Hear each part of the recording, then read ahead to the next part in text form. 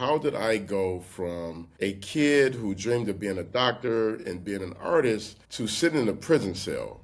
Solitary confinement is one of the cruelest things and most barbaric things we allow to happen on our watch as American citizens. I remember the first time, just the first night of being in a prison cell and thinking to myself, this is where I'm going to die at. Once I figured out that I was going to be there for an extended period of time, I began to structure my days as if I was going to university. So I would study a different subject almost every hour on an hour. So it would be world history, this hour philosophy, hour two. He takes me to this house and he's like, listen, you can make a lot of money. All you got to do is do this right here. And I mean, within days, I had made more money than I had ever seen in my life. I ended up shooting and tragically causing a man's death. It is one of the most unfortunate and regrettable decisions I've ever made in my life. First of all, this is my voice. I'm Tim Green, and I have ALS. But this podcast isn't about ALS. I don't want you to feel sorry for me. I don't feel sorry for me. I'm a father of 5, married for over 35 years, a New York Times best-selling author, an NFL first-round pick, and a practicing attorney. This is Nothing Left Unsaid, where my son Troy and I sit down with extraordinary people for raw, honest conversations about life, its toughest trials, and greatest triumphs. My voice in today's episode is powered by 11 Labs. Today's guest has lived a life that most of us can hardly imagine. At 19 years old, Shaka Senghor was sentenced to 19 years in prison, 7 of those in solitary confinement.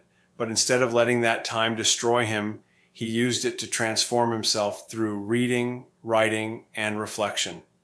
Since his release, he's become a New York Times best-selling author, a leading voice on criminal justice reform, and an inspiration to anyone who believes in the power of redemption and change. He's spoken on some of the biggest stages in the world, from TED Talks to Oprah's Super Soul Sunday, and his story continues to challenge how we think about forgiveness, second chances, and the human spirit. Shaka, most people will never know what it's like to sit in a prison cell, let alone spend years in solitary confinement. Can you take us back to the moment when you realized that despite everything stacked against you, you still had the power to change your life? Yeah, Tim, thank you so much for that question. That moment, it was kind of like a series of moments where there was just like, these different inputs, great mentors who guided me to books, and my own reckoning with my life and asking an essential question, which came from a prompt from Socrates in the Apology. He said, the unexamined life isn't worth living. And I remember sitting with that for a long time and like, what does that really mean?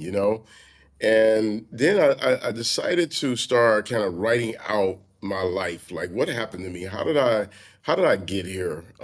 Which was the essential question that I asked myself was, how did I go from a kid who dreamed of being a doctor and being an artist to sitting in a prison cell? And that took me down this journey of journaling. And it was through that process of just tediously writing out my life painfully, super vulnerable, really bringing up things that I had stuffed down that helped me understand that there was a narrative that was created for my life very early on that said that it can only end in prison or dead before 21. And I bought into that narrative. I saw it. I saw it happening to my friends. I saw it happening to my brothers. And so I had this moment where I was like, well, if a narrative can be absolutely true in the negative, then it has to be possible to shift that narrative to a positive and make that absolutely true as well. And that's when I just made a commitment that no matter whether I got out of prison or not, I was going to live a life that I could be proud of, that my son could be proud of, and that can add value to the world. And that's what I set out to do, even though I didn't know I was getting out of prison. Shaka, you've written about being seduced into the drug trade as a teenager. Looking back now, what do you think that 14-year-old boy needed most that he didn't get? That's another great question. I'm actually loving these questions, Tim, because I don't get a chance to talk about these parts of the process often. And, I was so intentional about using the word seduction because that's exactly what happens to kids. Oftentimes when kids run away from home, sometimes they're just acting out, which is, a normal teenage thing to do. But oftentimes, like in my experience, there was high levels of trauma, physical abuse. And what I really needed more than anything was safety. Just a feeling that I can be in a safe environment, which I think all children are deserving of. And we don't talk enough about what that looks like. Children, yes, they want to be seen and they want to be heard and they want to be accepted. But ultimately, what children look for at that age is just safety, consistency, somebody showing up to say, hey, listen, I got your back. I hear you. I see you. And what happens is, adults who are looking to exploit those kids, that's one of the first things they offer. Hey, I can give you a safe place to stay. I can give you a safe means by which to make money, and I really got your back. And to a vulnerable kid, that sounds like everything. And when I look back at my life and all the trauma I feel, I realized that from that stage, I was always in pursuit of how do I just feel safe? How do I just feel like I'm going to be okay?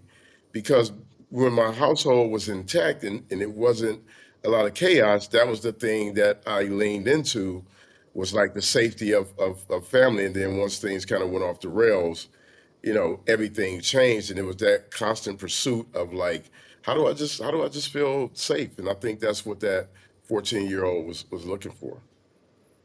So when you're 14 and you decide to run away because of the abuse, I mean, how do you end up?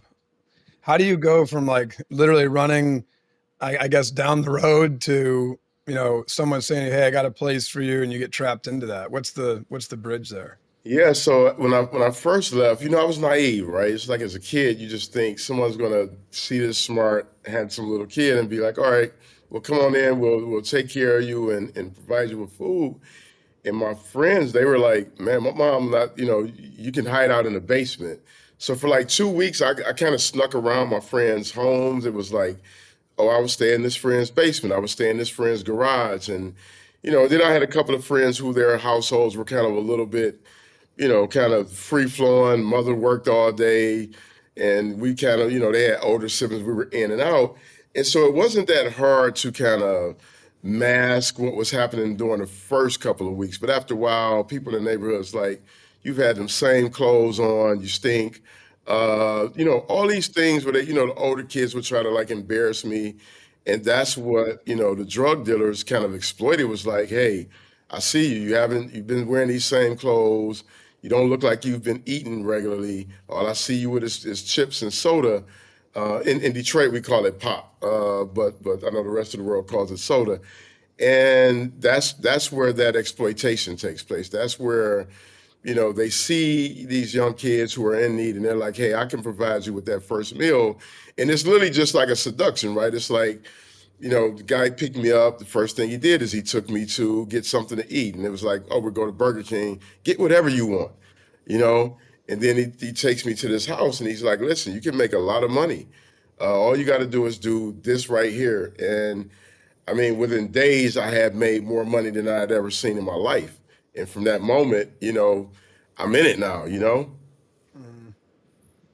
And it's like this is a topic that I'm totally unqualified to talk on. I lived a really blessed life, but now with the wisdom you have and like being in an environment like that, what could a kid do? Like what could 14-year-old Shaka have done? And where could you have gone in that moment? Yeah, when I think back, I wish that I would have had the wisdom to like maybe go to a family member's house, maybe an aunt or uncle. It was so difficult because especially back during that era where, child abuse wasn't really talked about, especially in like black communities.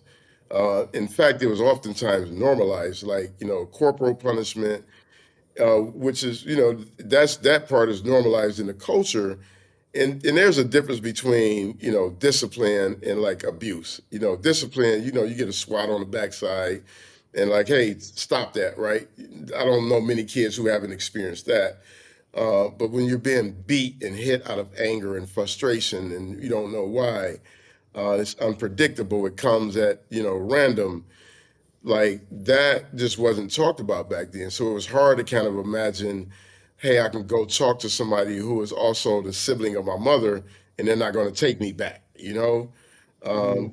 But I do think children should seek out any adult that they think of as safe, that they, that's kind of been proven to be safe, a teacher, educator. Yeah. Um, and even back then, I remember I was in like the sixth grade, and I had got beaten. I had like these welts on me, and I just remember like trying to be so demonstrative in how I was talking that the teacher would see it, and like I don't know what I expected or hoped for them, but just really hope that they saw that something wrong was happening.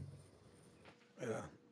It sucks to hear that stuff happens, but it's like, and you hear, I've heard like, find a teacher, find an adult, but I can't imagine actually being in that situation. It's like so easy to say on the outside. I didn't know if, yeah, I mean, an aunt or an uncle or something like that, grandparent. Yes, I mean it's really tough, right? Because at that time you're dealing with a lot. You're dealing with teenage hormones and emotions, and and then you're also dealing with these kind of like when you grow up in an abusive environment, you're trained through that abuse to think that this is normal, like this is like how this is how it is, So it can be very confusing to try to figure out what is a pathway forward. And again, that's where the exploitation comes in because people who seek out young people to sell drugs or prostitute or whatever illegal activity they seek young people out, like they've by the time they started to do that, they've mastered, the manipulative tactics that is required to take advantage of young people. It's terrible how effective their manipulative tactics are. Shaka, you were shot at 17 and then carried a gun for protection. How much of that mindset, fear, and retaliation was you just trying to survive, just trying to go on? Yes, that's another great question. When I think back to that 17-year-old who was shot standing on the corner of my neighborhood, I always go back to like what was it over? It was such a trivial argument, and it's one of the things that I wish that we as a country would just be a little bit more honest about is the impact of gun violence in the inner city and the lack of treatment after it happens. Like when I got shot, there was no counselor, there was no psychiatrist or therapist or anybody to just say, hey, you're going to have all these weird feelings. You're going to be paranoid. You're going to be angry for reasons that you don't even know. You're gonna feel this sense of trepidation, and so I was left at that age to kind of like unpack this volatile event that happened so fast and over such a superficial argument that it was very confusing. Like I was angry. I was also like I couldn't believe that somebody would just shoot me like in broad daylight over a seemingly innocent argument of just hey we could have had a fist fight, which was the way that things was settled before guns became a regular thing. But what happened as a result, I just started carrying a gun every day. I didn't feel safe. I didn't know how to say to my friends, hey, I don't like standing on the corner anymore. I don't like hanging out anymore. I mean, because that's how we lived our lives, and that's you want to be with your friends, and it's a thing when I look back, and it's kind of sad to think about this kind of band of young boys who were left to kind of figure out very tough things very early on by ourselves, and we just didn't have the answers for each other. We make humor has been such a anecdotal way that we navigate life that even if if at that age I would have said, hey, when a car rolls up the street, I feel afraid in my body. We would have turned that into a joke, like look at him, he's scared, uh, you know, and sadly, this just was a coping mechanism that we had, and it's one of the reasons that the cycle of gun violence in the inner city is so rampant is that there's really no disruption of like how do you actually heal when something that traumatic has happened to you, and instead oftentimes we're patched up and we're right back in the same neighborhoods within a matter of days. Did you have any thoughts at that time of like trying to go back home? I don't know if that was even an option or not, but Yeah, at that point, I had attempted to go back home at one point. My dad had remarried, and him and my stepmom was living together. And I went back home briefly, but what happened was that I had gained so much independence in the streets hustling. I had been so contaminated by that environment that it was hard to shrink back to being a normal teenage 15-year-old, which was around the time I went back home. And I'll never forget like trying to fit in with kids my age, but I had just had too much street life, too much street wisdom, too much trauma to even relate to like where they were as kids, the things they were interested in.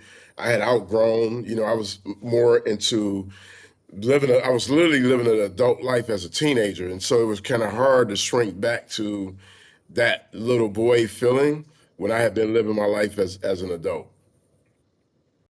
You've said solitary confinement was a prison within the prison. Can you take us inside that cell? What did your days look like, and how did you keep your mind from breaking? Yeah, solitary confinement is one of the cruelest things and most barbaric things we allow to happen on our watch as American citizens. It's something that I don't think most, Americans would be okay with if they really knew the magnitude of what happens in that environment. And, just to give context, in that environment, a lot of the men that I was served time with had pre-existing like mental health diagnosis, like bipolar disorder, paranoid schizophrenia, you name it, was very present in that environment. And so oftentimes people are being punished for having pre-existing mental health challenges. And what that looks like is that we are locked down for 23 hours a day in a cell that's probably about the size of a small bathroom. So just big enough for a bed and a toilet and sink combo. And that's really it. And so for 23 hours a day, you're locked down 5 days a week. That 1 hour you can go, they'll cuff you up, put you in handcuffs, and walk you outside for recreation. In my experience, what was like a dog kennel. So they would walk you outside with these handcuffs, then put you in the dog kennel and uncuff you, and you can kind of walk around that little cage for an hour, do push-ups or pull-ups, which is what I did. And then the other 2 days you're locked down 24 hours a day. And it is chaos. It is people who are banging on their cell doors, they're slamming their footlockers shut nonstop. It is just, chaos. They're throwing feces on each other. They're getting into dust ups with the officers, and the officers are coming and pepper spraying, these guys to chain them down to the bed. And so we were always being subjected to, the smell of pepper spray because they'll cut the vents off when they do it, but it still comes through in the cell. So we all end up getting gassed. The way that we were retaliated is we would flood the cell block. So there's always just toilet water flooding beneath your door. Oftentimes you can't go to the shower because these guys didn't have feces wars and they're throwing feces all over each other. And so it was just chaotic. And for me, I was really lucky. And I say this all the time. Sometimes we talk about people being born into a lucky family or a lucky zip code, or, you're lucky to have a certain level of wealth or access. My luck in prison was that I was really literate. Being able to read changed my life. Like it really helped me survive solitary confinement. It gave me the tools that I needed to figure my life out. And so what I did is once I figured out that I was going to be there and, for an extended period of time, I began to structure my days as if I was going to university. So I would study a different subject almost every hour on an hour. So it would be world history, this hour philosophy, hour two. Sometime I even tried to study different languages. I wasn't quite good at it. I was trying to learn Spanish. I was like, well, I got this time. I want to learn Spanish while I'm down here, and just couldn't quite, commit to it. It just seemed hard to learn another language. But I did learn how to understand when I reading it, etymologies and things like that. So I just stayed curious. I would read random things. Sometimes I would just get law library books and read up on different cases and whatever books I can get from the library I read. And then whenever I can order books on my own, I would do that. And that, was really the game changer, having a structured day and then journaling. And then once I started journaling, I realized I had never accomplished anything. And that's when I set out to write a book. And so I would study during the day, get my studies out of the way, and then I would reserve the evenings and late nights for writing. And when they would cut the lights off, the power in the cell, I would just stand by my door and write with a little bit of light that kind of sprinkled into the door. I would use that to write my books late into the night because that's usually the time the cell block was the most quiet. But it was just having that structure that I would work out. I would take my bed mattress and I would roll my bed mattress up and then tie my sheets around it and use that to as a to curl. I would put the mattress on my back and do squats, and then I would just do push-ups. So what I tell people now, the one thing I've learned about myself and survival and resilience is when you're in a tough circumstance, you just have to keep your brain moving forward. It's almost like taking physical steps if you're trying to heal the body, but really keeping your brain moving forward just one step at a time. So that's, sometimes it was just one passage from a book was enough to jar me out of depression or, getting too down on myself. But that was the big thing, was like just keeping my brain moving for one step at a time. I know I'm going out of order a little bit here, but can you tell us, for the people who don't know your story, how you ended up in jail? Like, what's the kind of background there? Yeah, going back a bit, it's one of the books, one of my earlier books, Writing My Wrongs. I really kind of walk people through this whole story of how I ended up in prison. And, it was a series of events. It was running away from home and getting into a very traumatized environment and then being shot at the age of 17 and starting to carry that gun and create that narrative that, if I found myself in conflict, I would shoot first. And tragically, about 14 to 16 months after I was shot, I found myself in that conflict. And, about 2 o'clock in the morning, July 1991, I ended up shooting and tragically causing a man's death. It is one of the most unfortunate and regrettable decisions I've ever made in my life, as a young kid, angry, volatile. It was one of those decision moments where I had an opportunity to walk away and I didn't take it. And it's something I think about. What if I would have just took that second step? That night would have been different, and life would have been preserved, and I never would have had to go through what I went through in terms of being responsible for that horrible decision. And it's something, when I wrote that book and I went out and I started talking about this part of my experience, my goal, as it is now, is always to prevent anybody from having to carry the weight of making such a horrible decision. No matter what I've accomplished in life, like that's something that will always live with me. It's something I'll always think about. And it's one of the reasons I do the type of work, around gun violence prevention and really advocating for kids who grow up in traumatized backgrounds, because all these things work hand in hand, and what I always try to tell the listeners is like, I'm explaining the things that happened in my life. I'm not using those things as an excuse for the decisions I made as a kid, but I do think it's important for people to really understand the whole picture. We kind of live in this society where snap judgments is our normal way of interacting with each other. We kind of decide who a person is based on one moment. And what is done to us is that it has not allowed us to really, solve problems. In order to solve real problems, you got to be able to know all the inputs. And so when I share about the abuse in the household, when I share about the high levels of trauma within drug culture, I'm not sharing those things to excuse the decision.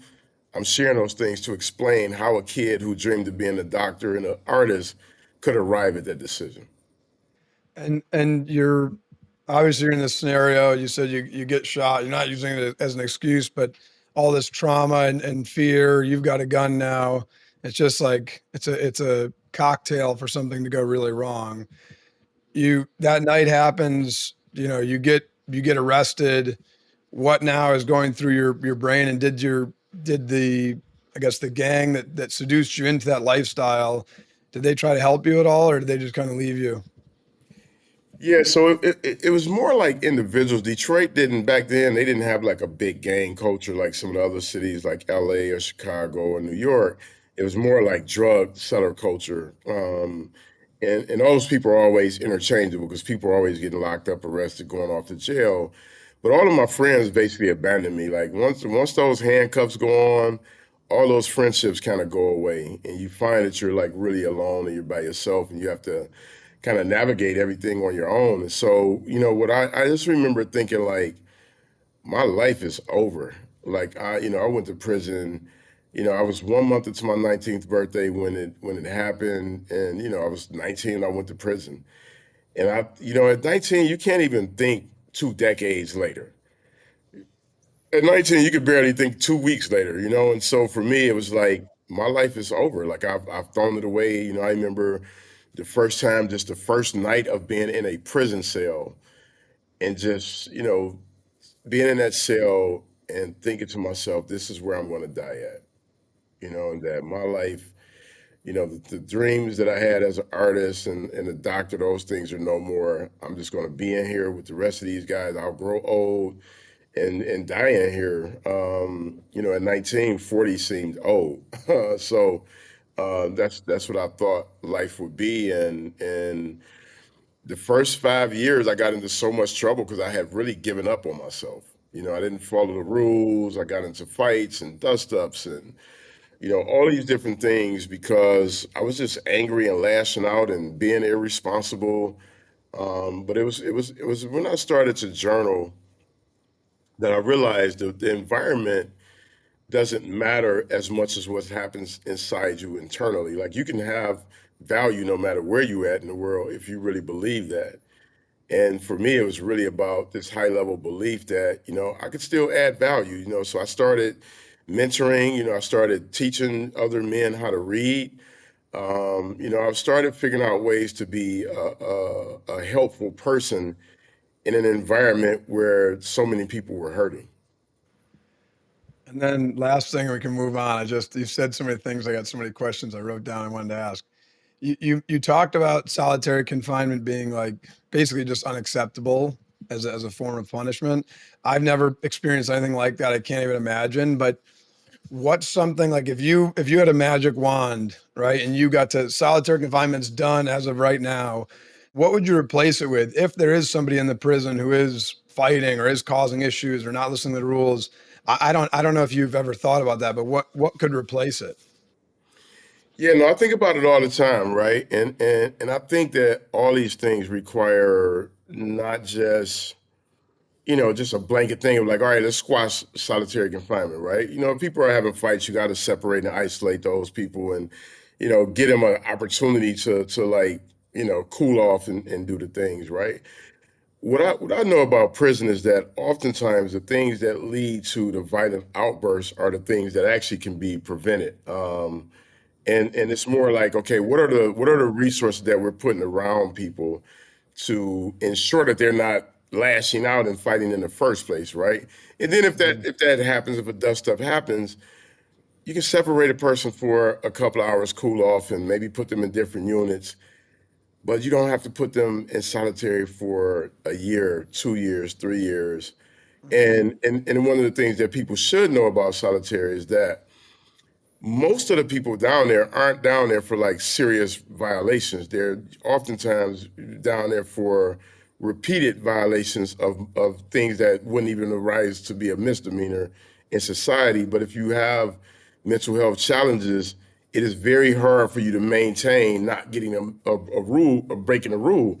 If you're schizophrenic, you're not operating in like the normal functioning of your brain. So you're going to break whatever the rules are.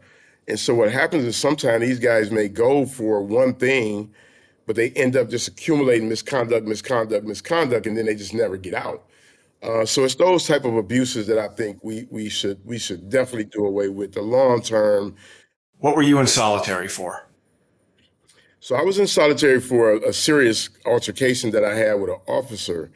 He violated the protocol and put his hands on me first, and I responded to that. And there was no consequence for him, and it was all consequence for me. And it was one of the things that when I began this healing journey outside of prison, it was the one area of my life that it was really hard for me to get over because I knew that I did not violate the rules first, that I defended myself. And so I was really angry and frustrated. And eventually I just was like, you know what? I've served the time already. I got to move on with my life and enjoy life, and I can't be trapped in this cycle of misery. And I'm sure, he has his own feelings about how that thing could have went a different way. So at this point, I don't have any judgment for him, and I don't know what his story is at this stage of his life, but I had to move on from that anger that I still carry. Were you in solitary or were you in the general pop when you had the revelation of like, okay, I'm gonna turn this thing around? Yeah, I was actually in solitary confinement. I had got a letter from my son, and I was just like, the letter I got from him was so heartbreaking that I realized I owed him a dad he can be proud of. And I was like, I don't know if I'm ever getting out of this place, but I know who I want to become. And I want to become someone that my son can be proud of. And that's when I went on this journey to writing books. And I ended up writing my first two novels while I was in solitary confinement. And then I eventually wrote four books before I got out of prison, published a book from prison in 2008, co-authored a children's book for, children with incarcerated parents. And I started this writing journey, in that environment. And that's when I realized like I had that talent all along. I've always was creative. I used to want to be a rapper when I was a kid. And so I always loved words and loved stories. And so when I started that journey as a writer, it was in solitary confinement, and then that carried me out. I got out of prison in June 22nd, 2010, one day after my 38th birthday, and started hustling books out of the trunk of my car, which, it was so, I was so just naive about life and hopeful and optimistic. And those books led to me writing my wrongs, which ended up being the first book I wrote post incarceration, but became the most successful book. And then I wrote another book called Letters to the Sons of Society. And then most recently, I wrote the book How to Be Free, which is I'm super excited about. It's my newest book that is out now. I'm looking forward to checking that out. Hey, you received a letter of forgiveness from your victim's godmother. How did that moment land on you emotionally? And why do you think it had the power to change your direction? Yeah, that's a great question. So I received this letter from a woman named Nancy, who said she raised the man whose life I was responsible for taking, and it was a letter of forgiveness. And that letter, when I first got the letter, I wasn't emotionally mature enough to even understand the power of or the magnitude of this letter she had given me. But I kept reading that letter over and over. I still have that letter to this day because I really wanted to feel what it felt like to be forgiven. And eventually I got there. And that letter, along with the letter from my son and the books that I was reading, all those things kind of worked in tandem to help me shift the way that I thought about life. I call those, the two letters are two of the three miracles. The other miracle is these incredible mentors I met who really guided me to books. And eventually, when I look back, I'm like, man, these guys inspired me to also become a writer in a way because those books were kind of the kickoff point for me becoming a writer. What did your son say in that letter that made you do a 180 like that? He said his mother had told him why I was in prison. And, at that time, I didn't know the context in which she had shared that with him. I didn't know if she shared it to make him feel, inferior, to scare him or whatever. But it was something about him, sharing that he knew why I was in prison that really just struck me. As a father, you want to protect your children. You want to make sure that they're okay and that, they're not worried about the decisions you've made in life, and that was one of those kind of stark moments where I was like, hey, I gotta turn this thing around. What role did writing play for you in transforming who you were in prison? Yeah, I think writing played the most significant role, whether it was writing in my journals and really getting, proximate with my truth. Like that was such a powerful like experience for me. And then being creative, like being able to just write stories, it gave me confidence that I can complete something. I can contribute something meaningful to society.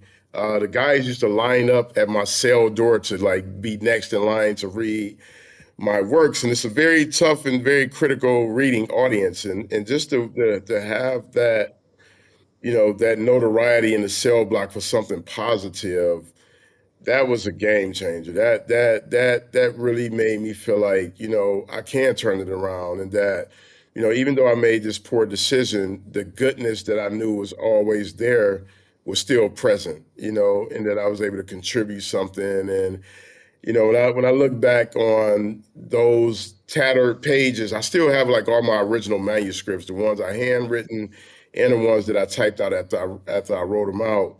And I just think about how many men in the cell block read those stories and fell in love with those stories. Like that really empowered me to just kind of be who I am today in the world, and to think about life in the way that I am, and to approach my writing with the respect of what the journey has been, and know that, my words have been helping people for a very long time. I've been writing now seriously for 25 years. So, I just think about how many people has read my work since way back then on up to now, and it's just an incredible experience. Did anyone ever give you feedback in prison on your writing that you still kind of hear or use to this day? Absolutely. Some of the guys in there, they would just be like, the feedback more was like identifying things that I didn't quite have language for. I intentionally avoided trying to learn how to write. So I didn't know what a simile was or a metaphor. I just wrote from instinct, and then what happened was these guys would be like, "Man, that was an incredible simile," and I'm like, "Well, what is that? What part of that?" So they would like kind of tease it out for me, and then I was be like, "Oh, that like that thing is a simile, or that was a great metaphor." And then sometimes, some of the feedback, I remember one guy was like, these are great metaphors, but they're all like mixed metaphors. Like you're talking about like a samurai here, and then you're talking about like this thing there. Yeah, but it was things like that that really helped me become a better writer, but also helped me identify like the weaknesses in my writing. So, I learned about foreshadowing from these guys, and learned about character development, and so their feedback was really, really helpful. That's a unique group to get feedback from. Did faith play a role in how you made it through those years? I ask without judgment. I just know how much it meant to me, and I'm hoping it brought you some clarity. That's a great question. My journey, my faith journey has been really interesting. So I grew up, background was, Baptist church. My mom, she went to church, sometimes took us to church, sometimes sent us to church. And then when I went to prison, I started off like I think most people when they find themselves literally in that rock bottom moment where you're like, okay, how did I get here? Why is this happening to me? And like, why was this God, why was this my life? And so I went on this kind of, theological pursuit with curiosity, where I studied, Christianity. Obviously, that's what I grew up at. But eventually, reading Malcolm X's autobiography led me to studying Islam, which I was like, I like the discipline of, and some of those things. And then I got to a space where I started getting more into like Eastern philosophy, like Buddhism and other more Eastern forms of seeing the spiritual world. And what I arrived at is that I'm just a spiritual person, and that the greatest scripture is life itself. I'm still mesmerized by the sky, like that. That the idea that's infinite is like to me the most spiritual thing ever to me. And the same thing with like the ocean. When I think about as much as we've explored the world, that we still exist where the majority of this world that we live on has not been explored by us. And like the idea of like that exists and we coexist with it's like the most spiritually beautiful thing ever, along with the connection to other human beings. And so the faith part for me was really recognizing that we're all having a spiritual experience and we're all connected, and no matter how many different ways we try to separate ourselves, race, class, gender, free, in prison, it doesn't matter. It comes back to we are all sharing things that we are completely clueless about. This air that we breathe, this all this ocean and seas and lakes that we all benefit from. It's a shared experience, and so to me, that was the most profound, beautiful part of my spiritual journey, and that's what really kept me grounded and keeps me grounded to this day. I still meditate when I wake up in the morning. I still practice mindfulness. I still love different philosophical inquiries, and I'm super curious about life. So that's been kind of like my faith journey. Shaka, you're a father and now even a grandfather. What's been the hardest conversation with your sons about your past? That's a great question. I have a 33-year-old son and I have a 13-year-old son, and honestly, I don't think any of the conversations have been really hard with my 13-year-old. I've, shared my life experience with him from very early on. He doesn't know that part of me. He only knows me as the dad he's experienced since he's grown up. But I really bring him into every part of my experience, my life. He comes to my talks. He's read my books, so he knows the backstory and how I got there. With my older son, it was a little bit more complicated. When I came home, he was 19. I kind of came home with this romanticized idea that we would just hit it off and ride off into the sunset. And it just didn't work out. He had like mental health challenges that he was navigating, and we've had our complexities. And so I would say if there was anything difficult about the conversation, it was more about expectations between he and I. But nothing, I think with the way that I approach parenting, with especially with my younger son, is like the truth is going to come out at some point, and I would rather he hear it from me. I'd rather he hear it from a loving environment versus like somebody angrily saying to him, "Hey, your dad committed this act, back then. This is who he is." And so I've always taken an approach to make sure that I was sharing everything with him that was age appropriate at the time. And, now that he's 13, he's like way more aware of social issues, and he's a super smart kid. He cares about, some of the issues that are important that actually intersect with criminal justice. So like homelessness is a big thing that he really cares about. So we get a chance to have real conversations, which really makes a world of difference. In Letters to the Sons of Society, you wrote directly to your boys. If they read only one page for the rest of their lives, which page would you want it to be? Mm. I think if they read only one page from that book, it would probably be from the I think the first chapter. I haven't looked at it in a while, but it's a letter called "Trip to the Gas Station," and I think it would be the first page because I think it kind of lays out who I am as a father and how I think about my experiences. So um, that's one of my favorite books that I've ever written. It was really tough, but it was great, great, great. I experienced a lot of self-reflection as a father writing that book and as a man navigating this world. I gotta go read that. I want to read that page specifically. Yeah, yeah. That was a deep essay. I'm going to have to read that when we hang up. Shaka, you've been inside the system, and you've advised presidents and companies on how to change it. What do we still get most wrong about incarceration in America? Yeah, I think the thing that we get the most wrong about incarceration in America is that every crime should be, to lead to incarceration. We have the most bloated system in the world. We, incarcerated about 25% of the world's incarcerated population is in America prisons. I think we at one point we were at like 2.5 million people incarcerated. We've got that down due to the work of incredible organizations across the country. But I think that we have over indexed on locking people up when we should really be offering treatment to people. You know, people who are navigating substance abuse addiction, like they shouldn't be incarcerated, they should be in treatment.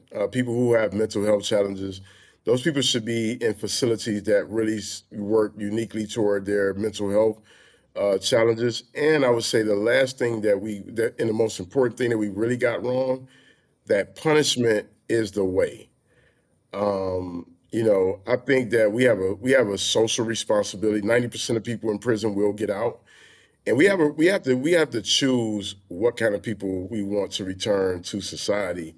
Like, do we want to just punish people, beat them down, brutalize them, and then let them out and be like, all right, now go and play nicely, or do we want to say, listen, you made a poor decision that took you away from society for a while. We're going to give you the tools to reintegrate so that you can add value and you can return as an asset instead of a liability. And for whatever reason, we've just failed to like accept that as a model. Even though there's other proven models in other countries, I've gone to prisons in Germany, I've gone to prisons in London, I've gone to prisons in Ghana, and there's different models that actually are about reintegrating people in a healthy way. What would that look like? Would it be like classes or educational kind of things? Absolutely, it would be classes. It would be the ability to actually earn a pay that you can put into your savings. So when you get out, you actually can depend on yourself instead of depending on taxpayers. It would be, trade schools. Like America needs more people in the trades right now. I think about, housing. We talk about building more houses, but not having a labor shortage. So, why not have people who are incarcerated be contributing in a way that not only adds value to society, but allows them to make money so that when they come home, they have a real start and they don't have to figure out how to take from somebody else. And I think those things are not like super complicated. I worked in prison for 17 cents an hour. And what if I would have actually just made minimum wage. And maybe the state says, we're going to take that part of that minimum wage check and we're going to put that up so that when you get out of prison, you'll have a start. You know, you'll be able to afford an apartment in a car and whatever you need to get going. That takes tons of pressure off of families, off of taxpayers, because I'm doing the work anyway. So why not compensate or make sure we're able to be compensated for that work? And then the other part is just the education part. Not everybody's going to be a college student or a writer, but some people want to learn how to fix things. People want to learn, and you do these jobs anyway without the training, right? So the plumbing in prison gets fixed by guys who work in prison. The carpenting, the electronic. The thing is that they don't get certification for that work. So what if we certify those people who have already done the work? Now when they come home, they can use that reference because it's proven that they actually can do the job, and it just changes the game. And sadly, prison system is the only system that fails at a 70% rate that gets rewarded for failure. So 70% of people who get out come back. And yet we still fund and we put all our tax dollars into the system that's like failing us at 70%. And so if we just allocated those funds differently, we produce different outcomes. Yeah. Yeah, the incentives are backwards. I never thought about that. It's like and if that was offered, if trade school, if you think about your time, I know you don't speak for everybody, but if you think about your time when you were in prison, how many people, just a percentage, like, do you think half the people would have taken them up on it if they had said, "Hey, we're going to offer trade school classes"? Do you think it's a big number of people that would do it? Because in my head, like, I'm picturing how many people would even, if they rolled out that program, is it even utilized or people not realize the value of it? Absolutely. Like, most of the men that I was in there with were very industrious. They wanted to work, and they have to work. You in prison, you have to work. Like you can't just go in there and just serve time. Like you're gonna work. And so I don't know if people know this, but the 13th Amendment, which was the amendment that ended slavery, right? Um, it ended slavery, but there was a provision in there that a lot of our citizens don't know about. It says that no one should be subject to slavery except for those who are duly convicted of a crime. And so anybody who's in prison is essentially a slave of the state now, which means that you can have a job in prison and not even make the 17 cent that I was making. And so the reality is that most people want to contribute. Going back to explaining the whole story, you're talking about people who come from addiction, abuse, trauma. Most people in prison, it's rare that somebody ends up in prison who had the support structures in place to live you know, a life of contribution. Every now and then you get one of those people who may have, had a drink too many and end up, having a drunk driving charge. But most of the time, you're talking about people who have addictions and trauma, and now they're in an environment where they're forced to work for basically nothing or pennies on a dollar, and they do a really great job. I led an organization here that worked with helping people come home, and we have like a 5% recidivism rate. It's called Anti-Recidivism Coalition, and when people hire our members, the number one thing that they come back to is like, I've never had someone work this hard and this consistent. And I mean, we have thousands of members. Like we're one of the most respected organizations in the world when it comes to criminal justice. And our members have worked everywhere from construction to Hollywood, you name it. And the training and the boot camp that they go through to job readiness, it's literally world class, but it's all led by system impacted people. So people who've served time in prison. And so we've proven that the model works. You give people an opportunity. You wrap them up in the support that they need, therapy and other substance abuse classes, and they'll outperform anybody. I guarantee. I would literally bet money that people who come through our program would outperform anybody in the workforce. Some people say a man should always be defined by the worst thing he did. How would you answer that?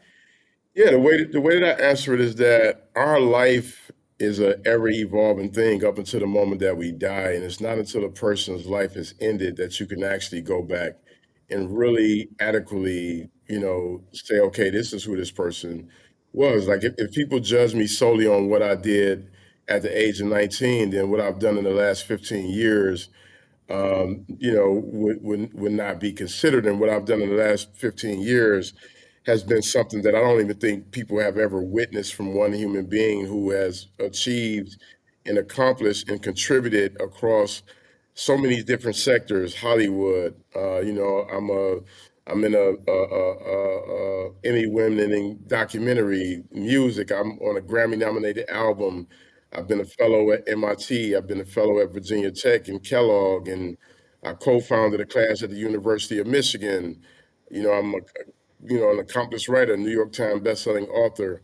On my third book, I mentor to young people all across the world, and I've contributed to mentoring to people who are incarcerated globally. And so, what I've done in the last 15 years wouldn't have count if we solely stopped at what happened at the age of 19.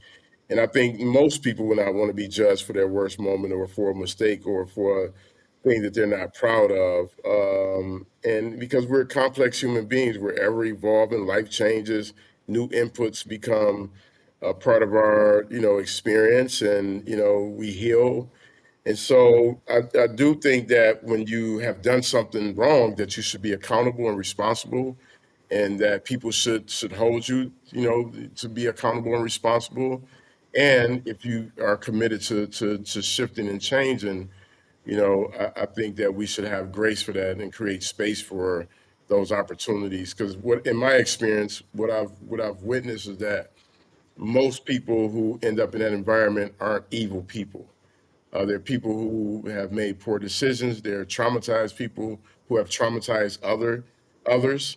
Um, and I think we should have grace for that. We can hold people accountable and responsible and create space for them to contribute in a meaningful way. And, I've never shrunken from being responsible for the decisions I've made. I've been accountable. I served the time that I was given. And, I continue to contribute in a meaningful way. And not because I feel like I owe anybody anything, but actually because I actually really believe in what I do and I care about the people that I get a chance to work with and mentor. And it brings me a sense of joy and fulfillment.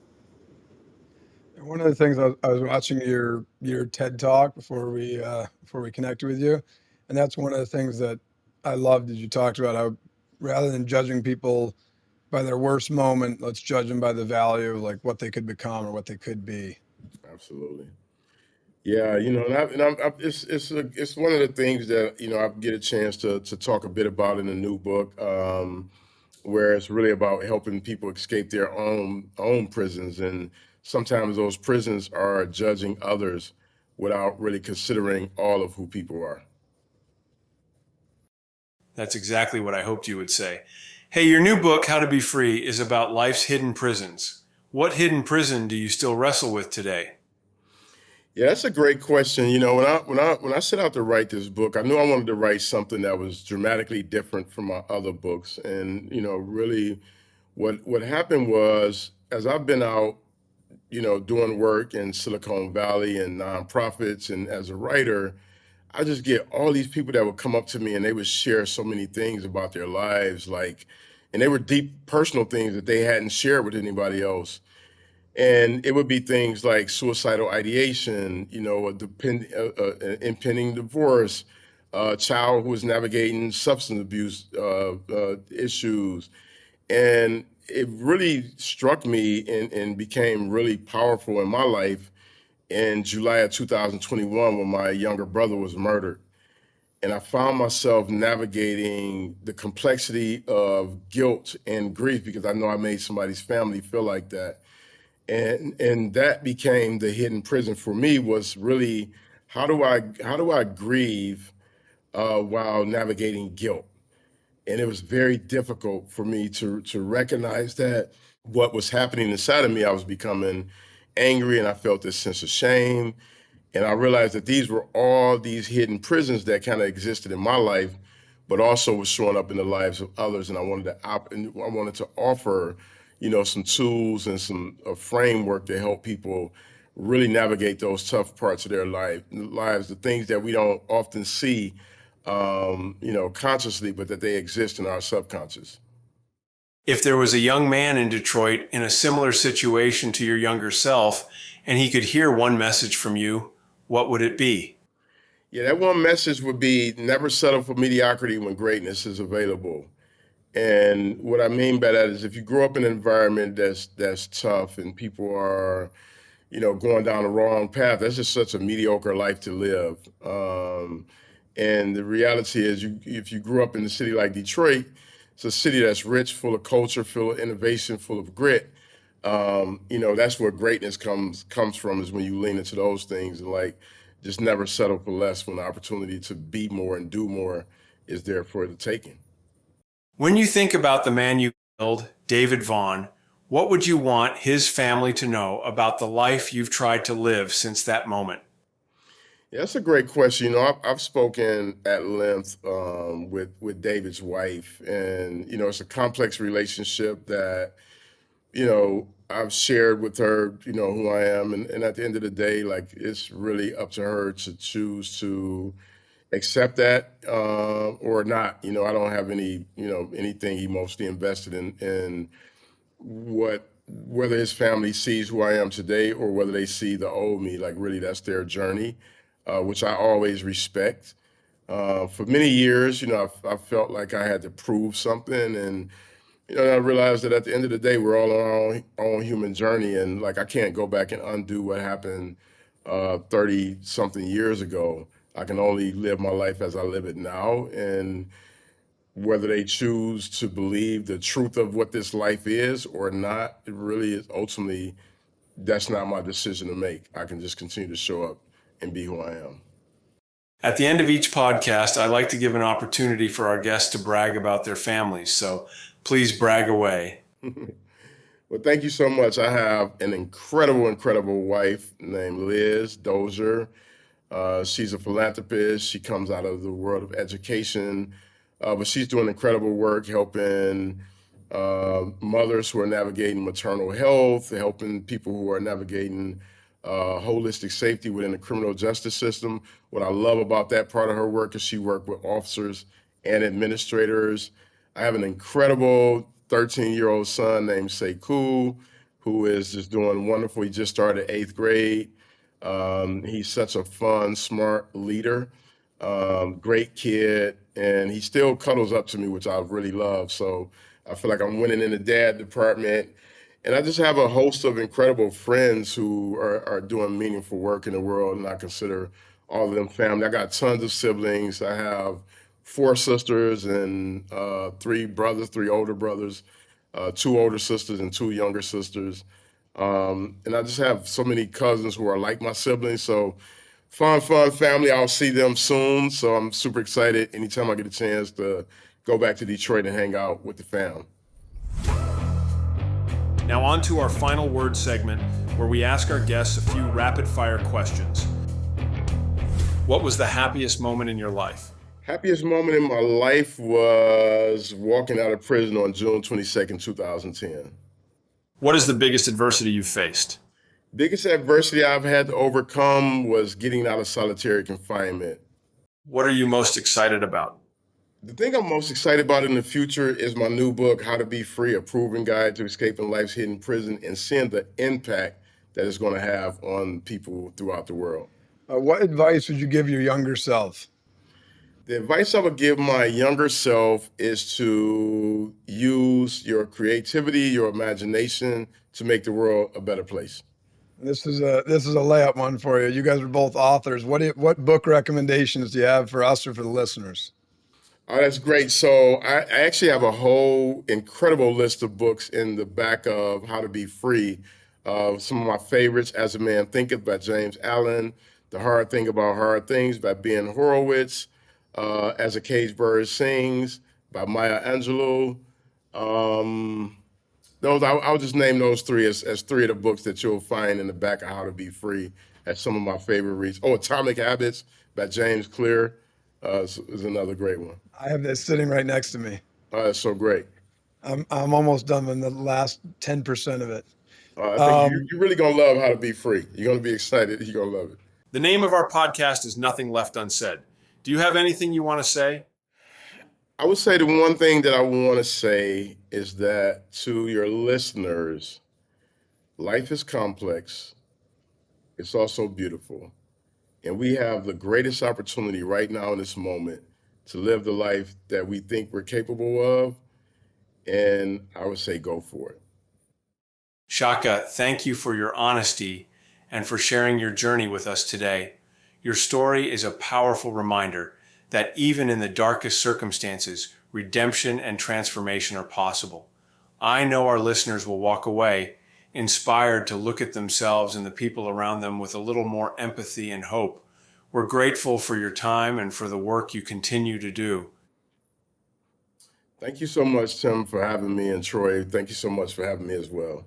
Yeah, definitely. Shaka, before we let you go, at the end, we ask every one of our guests, who are a couple of people that you know personally you think we should try to get on the podcast to tell their story? That's a great question. I think you actually should get my wife, Liz, on the podcast. She's incredible. Like her story of what she done in education back in Chicago in one of the toughest school systems was unbelievable. I think you should try to get. There's some friends of mine. They're tap dancers. They're incredible. Named Chloe and Maud. The name of their company is called Syncopated Ladies. What they do with dance is like I've never seen anything like it. It's been some of the most incredible work in the world. So those are some people that I think will be incredible guests. Awesome. Thanks so much for coming on. Really appreciate it. Yeah, thanks so much for having me.